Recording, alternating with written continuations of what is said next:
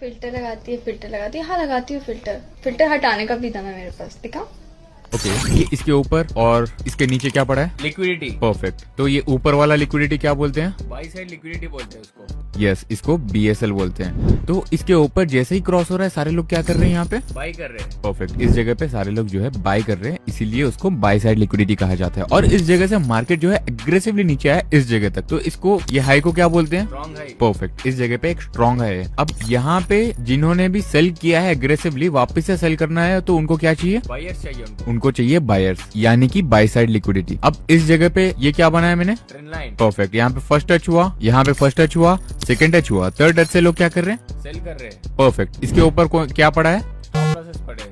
Perfect. मतलब BSL पड़ा है, बाय साइड लिक्विडिटी। इस जगह पे सारे लोग बाय करेंगे और ये हो गया आपका वॉल्यूम एरिया जहां से आप सेल करोगे। तो इस जगह से कुछ ऐसा जो है नीचे चला गया मार्केट।